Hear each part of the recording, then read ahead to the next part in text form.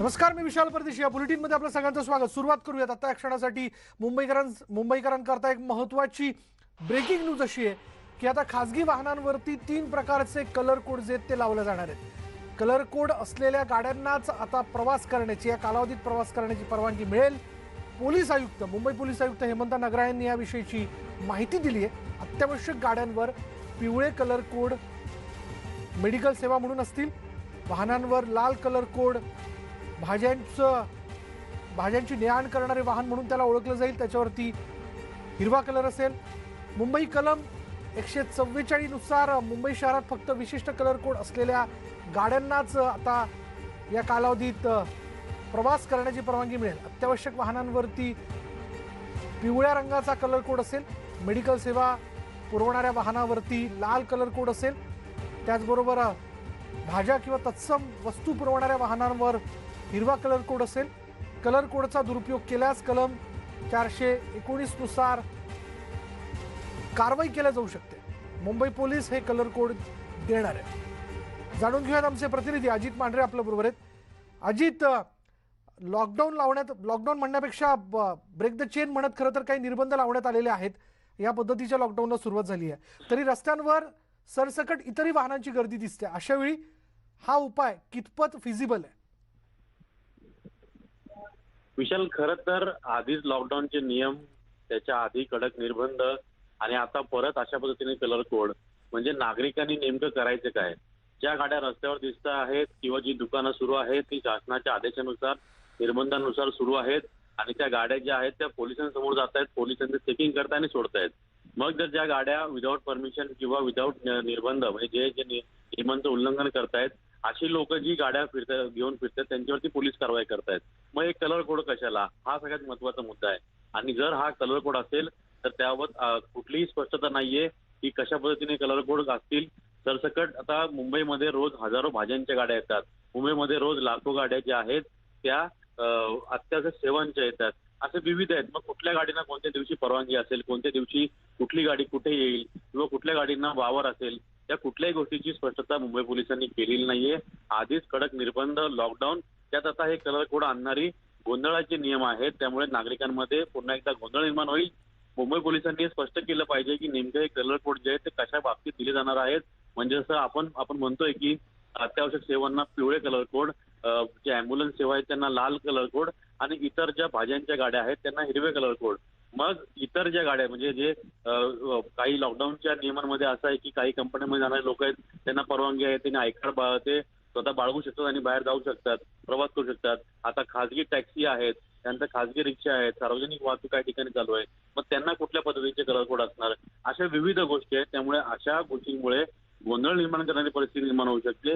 तर ती परिस्थिती निर्माण होऊ नये याकरता मुंबई पोलिसांनी स्पष्टपणे नेमके कलर कोड कशा करता वापरले जाणार आहेत, कोणी वापरावेत आणि इतर जी वाहनं आहेत त्यांनी काय करावं, खासगी कंपन्यांची जी वाहनं आहेत त्यांनी काय करावं, लोक बरेचसे खासगी वाहनं घेऊन जातात त्यांनी काय करावं, अशा गोष्टी ज्या आहेत या स्पष्ट करणं गरजेचं आहे. त्याशिवाय याच्यामध्ये स्पष्टता येणार नाही आणि पुन्हा एकदा वेगवेगळ्या नियमांतर्गत नागरिक जे आहेत ते गोंधळून जातील. त्यांच्यामध्ये पुन्हा एकदा मग संभ्रमाची परिस्थिती निर्माण होईल.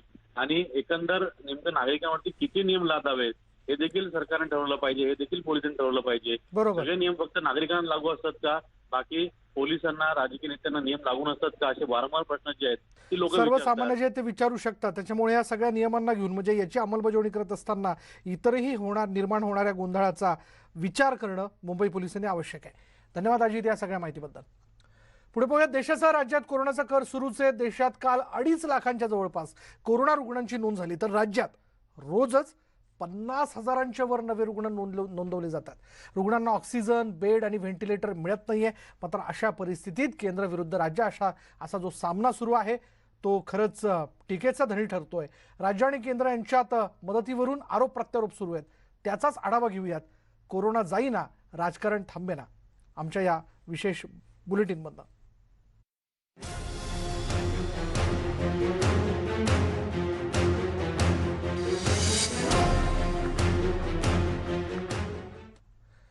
राज्याचे अल्पसंख्याक मंत्री नवाब मलिक यांनी रेमडेसिवीरचा पुरवठा केंद्राकडून राज्याला होत नसल्याचा आरोप केला होता। केंद्र सरकार राज्य सरकारला मदत देताना दुजाभाव करत असल्याचा आरोप करत त्यांनी ट्विट केलं। नवाब मलिक यांनी याबद्दलची ट्विटरवरून माहिती दिली होती, मात्र त्यांच्या ट्विटनंतर लगेच केंद्रीय राज्यमंत्री मनसुख मांडवीय यांनी उत्तर देऊन त्यांच्या आरोपांचं खंडन केलं, त्यांचे आरोप खोडून काढले। नवाब मलिक अर्धसत्य सांगत असल्याचा प्रत्यारोप त्यांनी केला। तर त्यानंतर नवाब मलिक यांनी पुन्हा ट्विट करून पुरावे दिलेत। नवाब मलिक यांचं पुन्हा एक ट्विट आलेलं आहे, एक्सपोर्ट कंपन्या गुजरातला रेमडेसिवीर देतात, मग महाराष्ट्राला का नाही? पुराव्यांसह म्हणजे एक त्याबद्दलचं पत्र ट्विट करत त्यांनी हे ट्विट केलं।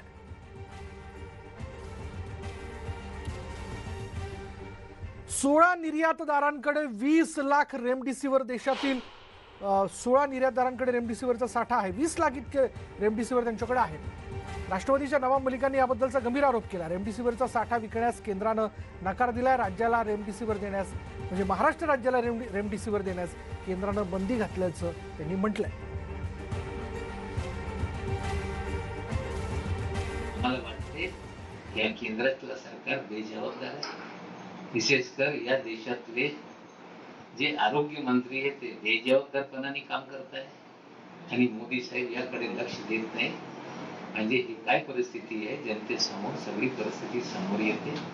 अजून वेळ गेली नाही, कुठेतरी पंतप्रधान महोदयांनी जागी झाले पाहिजे, संपूर्ण देशाचा आढावा घेतला पाहिजे। रेमडेसिवीरच्या 25 नंतर उपलब्ध होणारे जे आता उपलब्ध आहे त्याचे नियोजन केलं पाहिजे। त्याचबरोबर गॅसच्या बाबतीत नियोजन केलं पाहिजे। तर केंद्रीय राज्यमंत्री मनसुख मांडवीय यांनी मलिक यांच्यावर टीका केली। नवाब मलिक हे जी माहिती देऊ करतात किंवा जे आरोप करतात ते अर्धसत्य असल्याचं त्यांनी म्हटलेलं आहे। त्यांनी सगळी परिस्थिती जाणून घेतलेली नाहीये। मनसुख मांडवीय यांनी त्याबद्दलचा आरोप केला। केंद्र सरकार सर्वतोपरी मदत करत आहे, रेमडेसिवीर उपलब्ध व्हावं यासाठी केंद्राचे सगळे प्रयत्न सुरू आहेत। मनसुख मांडवीय हे केमिकल आणि रसायन खात्याचे केंद्रीय राज्यमंत्री आहेत। तर केंद्रीय केमिकल आणि फर्टिलायझर राज्यमंत्री मनसुख मांडवीय यांनी ट्विटच्या माध्यमातून नवाब मलिक यांच्यावर काय आरोप केलेत पाहूयात। नवाब मलिक यांची माहिती अर्धसत्य आहे। नवाब मलिक यांना परिस्थितीची माहिती नाही असं त्यांनी म्हटलं। त्याचबरोबर मनसुख मांडवीय यांनी म्हटलेलं आहे की केंद्र सरकार सर्वतोपरी मदत करत आहे, रेमडेसिवीर उपलब्ध व्हावं यासाठी केंद्राचे सगळे प्रयत्न सुरू आहेत।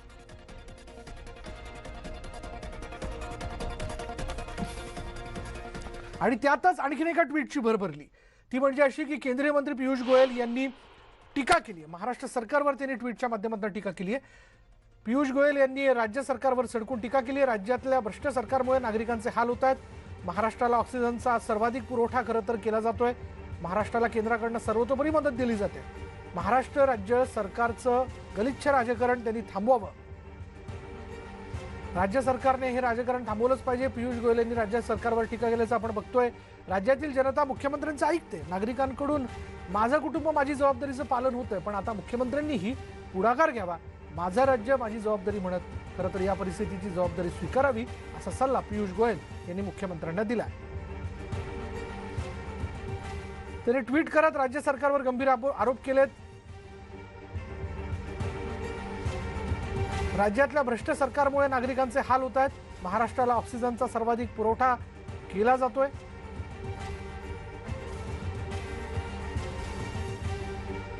महाराष्ट्राला सर्वतोपरी मदत दिली जाते। राज्य सरकारने राजकारण थांबवावं, राज्यातली जनता मुख्यमंत्र्यांचं ऐकते, नागरिकांकडून माझं कुटुंब माझी जबाबदारीचं पालन केलं जातं। आता मुख्यमंत्र्यांनाही गरजेचं आहे की त्यांनी पुढाकार घ्यावा, माझं राज्य माझी जबाबदारी म्हणत मुख्यमंत्र्यांनी जबाबदारी स्वीकारावी असा सल्ला पियुष गोयल यांनी देऊ केला।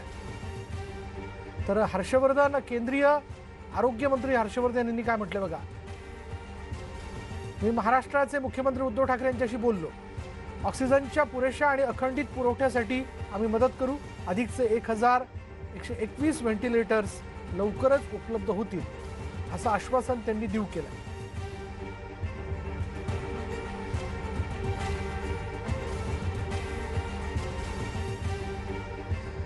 तर विरोधी पक्षनेते देवेंद्र फडणवीस यांनी मागणी केली आहे, महाराष्ट्रातील पेट्रोल डीलर असोसिएशनच्या प्रमुखांची माझी भेट झाली आणि आम्ही चर्चा केली। पेट्रोल पंपावरील कर्मचाऱ्यांच्या लसीकरणाबाबत यात मुद्दा होता। सुमारे 6,000 पेट्रोल पंपावर काम करणाऱ्या कर्मचाऱ्यांचं लसीकरण करण्याबाबत त्यांची मागणी होती। या पेट्रोल पंपावरील सुमारे 1.5 लाख कर्मचारी दिवस रात्र पेट्रोल पंपावर काम करतात। कोरोनाच्या पहिल्या लाटेपासून हे काम सुरू असल्यानं तेही कोरोनाच्या धोक्यात आहेत। फेडरेशनची मागणी आहे की या कर्मचाऱ्यांना वयोमर्यादेची अट न घालता सरसकट लसीकरण करण्यात यावं। त्यामुळे त्यांच्या मागणीनुसार हे पत्र लिहित आहे याचा विचार व्हावा, असं पत्र विरोधी पक्षनेते देवेंद्र फडणवीस यांनी केंद्राला देऊ केलंय। भाजपचे मुख्य प्रवक्ते केशव उपाध्ये यांनी नवाब मलिक यांच्या आरोपावरती उत्तर देऊ केले। बघूयात त्यांनी काय म्हटलंय। महाराष्ट्रातील कंपन्यांवर महाराष्ट्राला इंजेक्शन दिले तर त्याच्यावर कारवाई करू अशा प्रकारची धमकी केंद्र सरकार देत असल्याचा नवाब मलिक यांचा आरोप हा बिनबुडाचा आणि या कठीण प्रसंगामध्ये राजकारण करण्याचा स्पष्ट हेतू आहे। खरं म्हणजे नवाब मलिक यांनी स्पष्टपणे पुरावे द्यावेत, नाहीतर त्यांनी महाराष्ट्रातल्या जनतेची माफी मागितली पाहिजे, ही आमची भूमिका आहे। तर याचबद्दल आपण जर बघितलं तर भाजप नेते राम कदम यांनी नवाब मलिक यांना उत्तर देण्याचा प्रयत्न केलाय। नवाब मलिक यांनी जे आरोप केले त्याबद्दल त्यांनी काय म्हटलंय पाहूयात। महाराष्ट्र सरकारचे मंत्री नवाब मलिक स्वतःचं अपयश लपवण्यासाठी केंद्र सरकारवर बेछूट बिनबुडाचे आरोप करतात। रेमडेसिवीर आणि बाकी औषधांच्या बाबतीत काय तर्क आहे, काय आधार आहे? महाराष्ट्राच्या या मंत्र्यांनी ताबडतोब त्याचे तर्क आणि आधार द्यावेत, आणि जर तुम्ही आधार देऊ शकत नसलात तर महाराष्ट्राच्या जनतेची माफी मागत ताबडतोब स्वतःचा राजीनामा द्यावा। स्वतःचं अपयश झाकण्यासाठी या संकट काळात देखील राजकारण, प्रत्येक गोष्टीत तुम्ही केंद्राकडे बोट दाखवता। विरोधी पक्षनेते प्रवीण दरेकर यांनीही नवाब मलिक यांच्यावर जोरदार टीका केली आहे। बघूयात दरेकर काय म्हणाले। आपल्याला आरोग्य व्यवस्थेमध्ये रेमडेसिवीर पुरवणं, ऑक्सिजनचा साठा देणं, बेड उपलब्ध करून देणं, याच्यामध्ये सपशेल अपयश जे आलंय। आज ऑक्सिजन अभावी रोज शेकडोच्या संख्येनं लोक मरत आहेत, त्या ठिकाणी रेमडेसिवीर अभावी लोक मरत आहेत। त्याचा जराही सोयरसूतक नाही, केवळ त्या ठिकाणी खोट्या स्टेटमेंट करत आपलं अपयश झाकण्याचा केविलवाना प्रयत्न नवाब मलिक करताना दिसत आहेत। पंतप्रधान नरेंद्र मोदी बंगालच्या प्रचारात असतील तर ऑक्सिजन पुरवठा करण्याची जबाबदारी पियुष गोयल यांनी घ्यावी, असं विधान काँग्रेसचे प्रदेशाध्यक्ष नाना पटोले यांनी केलंय।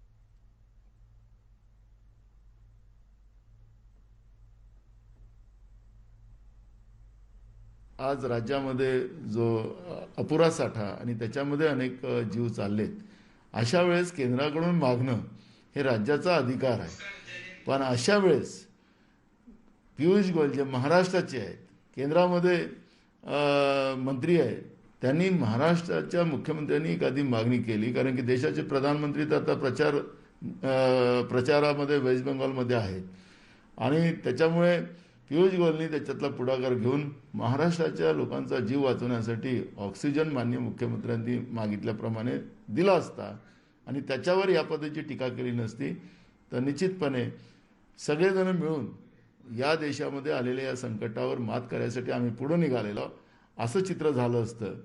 पण भाजपची प्रत्येक गोष्टीमध्ये राजकारण करण्याची जी पद्धत आहे तीच पुन्हा आता निदर्शनास येत आहे।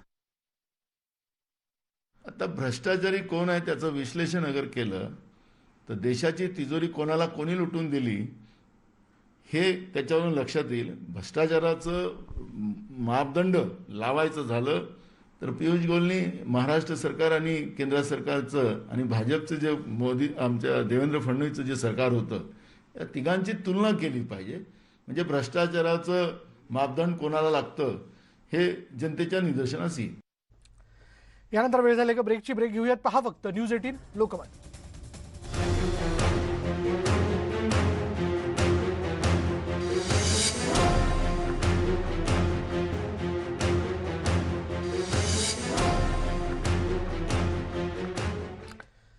ब्रेकनंतर बघूयात आरोग्यमंत्री राजेश टोपे यांनी काय म्हटलंय। राज्यात कोरोनाची परिस्थिती बिकट असून कोरोनाला अटकाव करण्यासाठी केंद्राने महाराष्ट्राला पर्याप्त मात्रेत लस आणि ऑक्सिजन उपलब्ध करून द्यावा, असं साकडं राज्याचे आरोग्यमंत्री राजेश टोपे यांनी केंद्रीय आरोग्यमंत्री हर्षवर्धन यांना व्हिडिओ कॉन्फरन्सिंगच्या माध्यमातून घातलंय.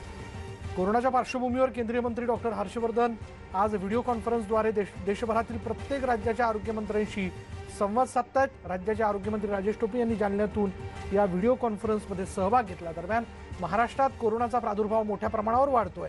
राज्य सरकार सर्व प्रतिनिधींशी चर्चा करते, कोरोनाशी लढतंय. मात्र लस आणि ऑक्सिजनचा तुटवडा निर्माण होत असल्याने अनेक प्रकारचे व्यत्यय निर्माण होत आहेत. केंद्राने महाराष्ट्राला पर्याप्त लस आणि ऑक्सिजन उपलब्ध करून द्यावा. तसंच राज्यात कोरोनाचा डबल म्युटंट सापडला असून त्या संदर्भातील केंद्राच्या NDCR विभागाशी चर्चा करावी, राज्याला योग्य मार्गदर्शन करावं अशी मागणी आरोग्यमंत्री राजेश टोपे यांनी केली आहे.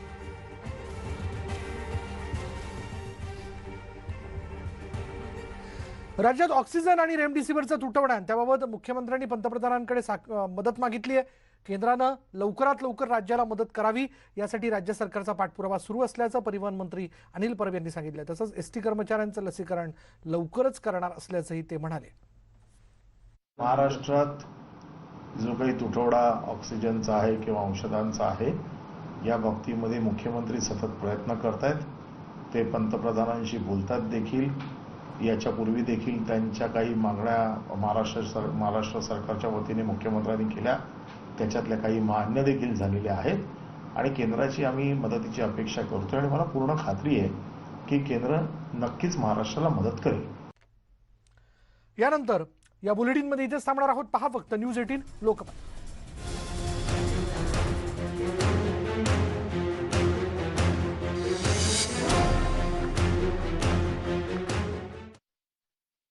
ही आहे